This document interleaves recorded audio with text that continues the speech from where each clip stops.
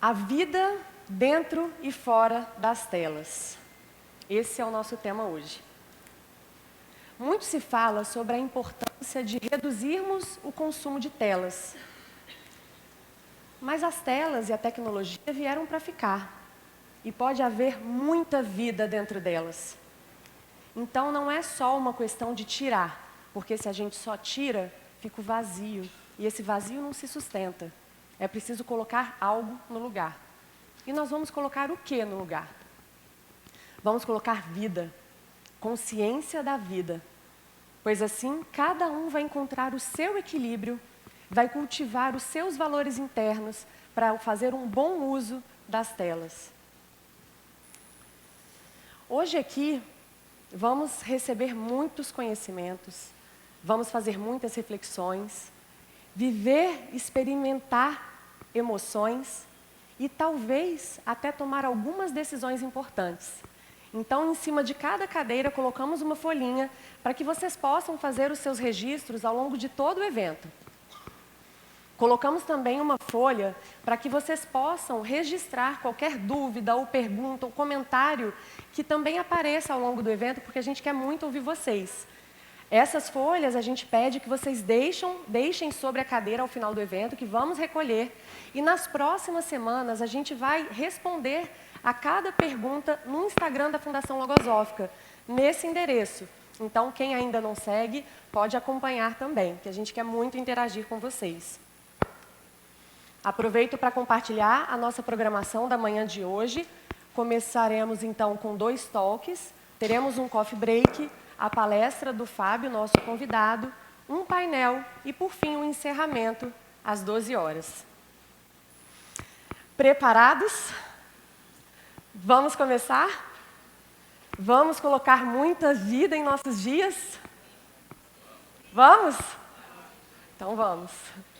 Para falar sobre vontade de viver, eu gostaria de chamar ao palco ela, a nossa queridíssima Paula Lanes, que é pedagoga, assessora pedagógica do infantil ao 1º ano no Colégio Logosófico, docente da Fundação Logosófica, criadora do perfil Ser Criança no Instagram e mãe de 3 crianças lindas.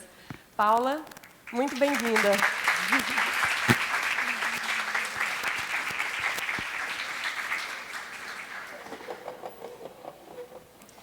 Bom dia!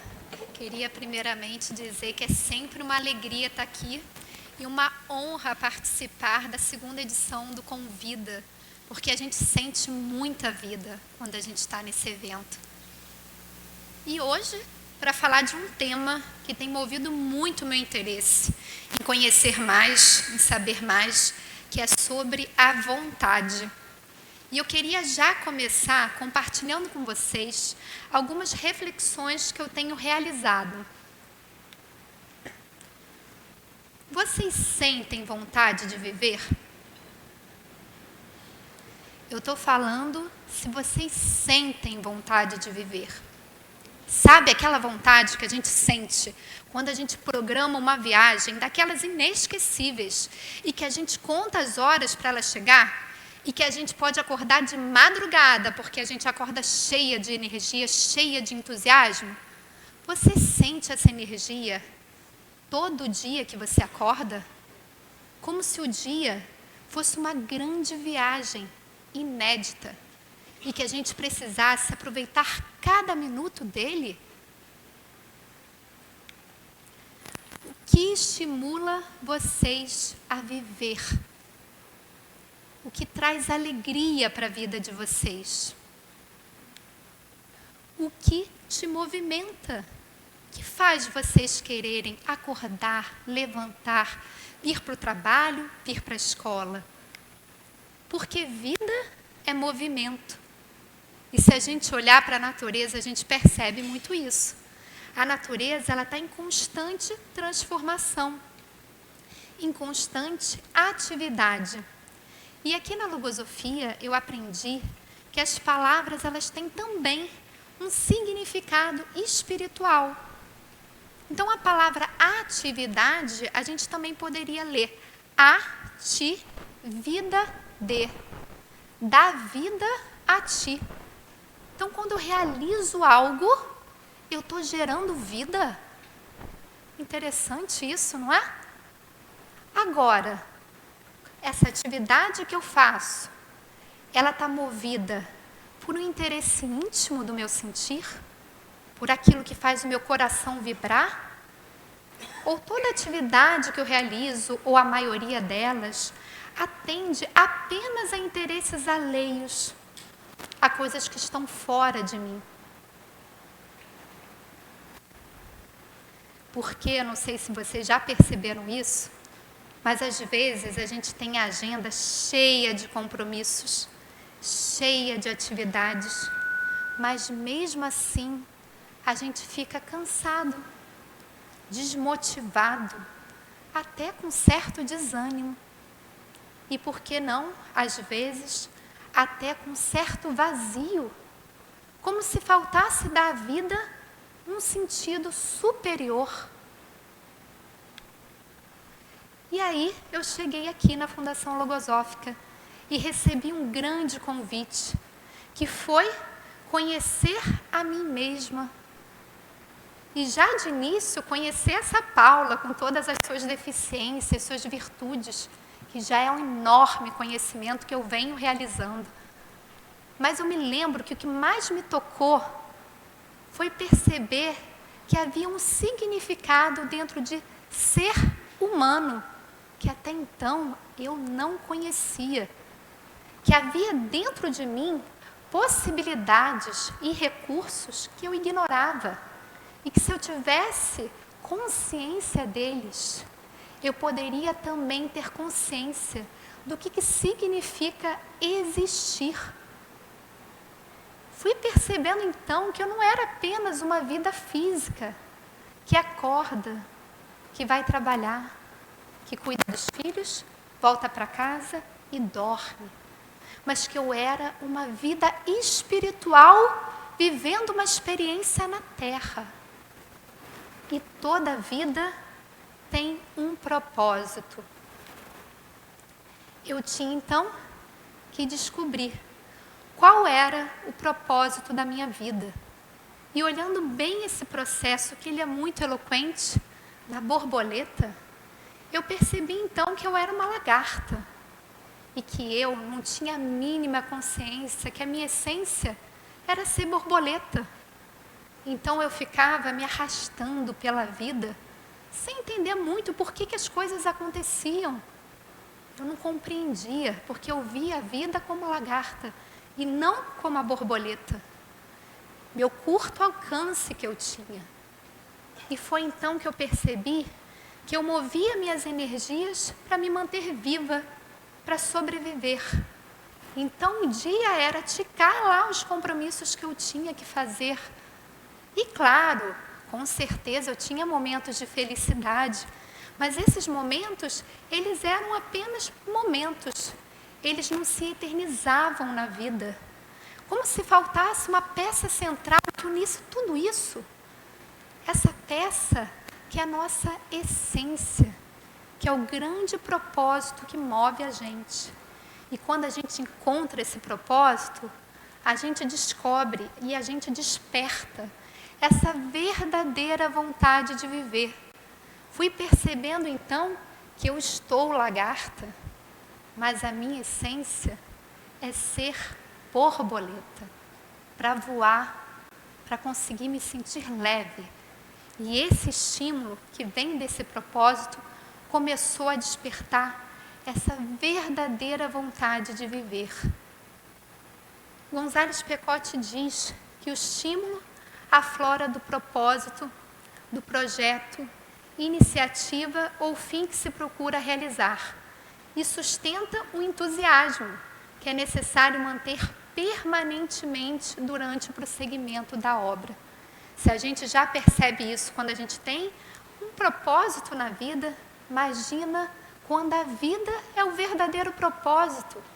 Existir, sentir vida, viver, mas na intensidade que a gente pode viver como esse ser espiritual, como essa borboleta, né? E quando a gente segue este propósito, a gente se transforma. E quando a gente se transforma, A gente está em movimento. E quando a gente está em movimento, a gente se sente viva. A gente sente essa vida dentro de nós. E eu gostaria de compartilhar com vocês uma experiência onde eu senti essa vida dentro de mim. Não sei se vocês sabem, mas a minha primeira formação foi em Direito. E eu me recordo que quando eu fiz essa escolha, eu acho que eu fiz como lagarta, com certeza. Eu procurei ver ali dentro das possibilidades, aquelas que iam me dar uma melhor condição de vida, uma melhor colocação.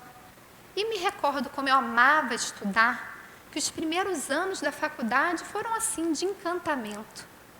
Até que eu comecei a fazer os estágios. E ali eu já não sentia a mesma vida. Percebi que não era aquilo que eu queria fazer. E próximo a esse tempo foi quando eu comecei a estudar logosofia. E eu me recordo, como nada é por acaso, que no meu núcleo de estudos tinham 2 professoras do colégio logosófico. E elas levavam as experiências com tanta energia, com tanta alegria, que eu ficava me imaginando, puxa, como eu queria também viver isso. E depois vieram outras experiências, até que no dia 15 de outubro de 2007, no dia do professor, eu tive um sonho e acordei tão cheia de energia que a partir dali era como se meu coração falasse: eu quero ser professora de crianças. Foi uma das decisões mais importantes da minha vida. Decisão. Cindiu mesmo a minha vida em 2 pedaços. Aquilo que eu não era e aquilo que eu quero ser. E desde então, mesmo sendo muito desafiador, terminar uma faculdade, começar outra, eu tinha tanta energia que foi vendo em mim uma outra vida. E eu me recordo da primeira aula de pedagogia, como se eu tivesse me transportado para um outro tempo que até então eu nunca tinha sentido aquela energia. E foi uma energia que perdurou durante toda a faculdade. Eu era tão feliz ali. Eu me sentia tão completa quando eu estava ali. E o mais bonito foi perceber que aquilo não era só eu que sentia.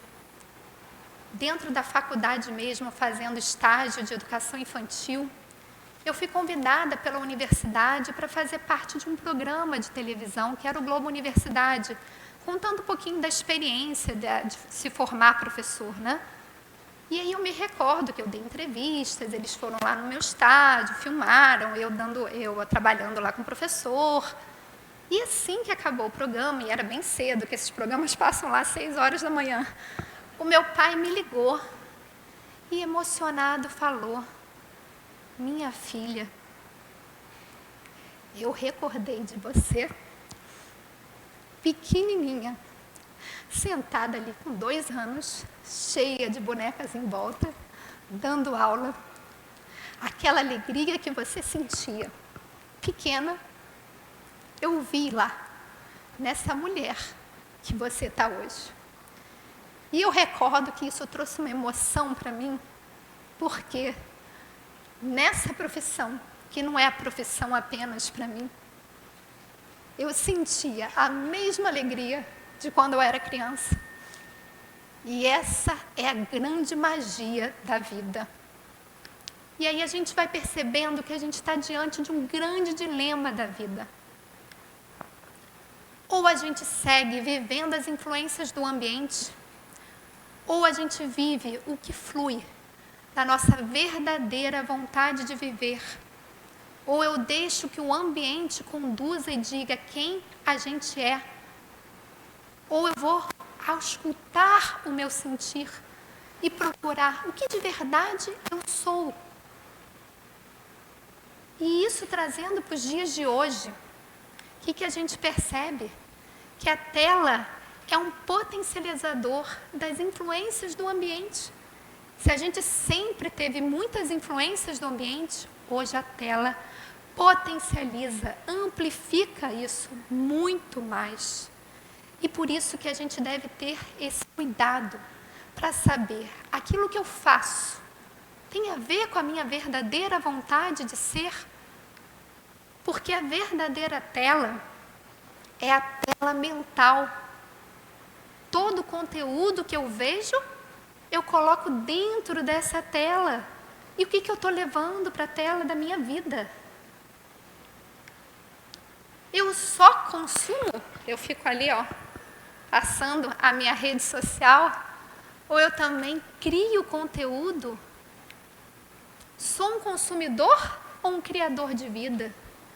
Temos uma energia para viver, mas essa energia que eu tenho, eu apenas consumo ela?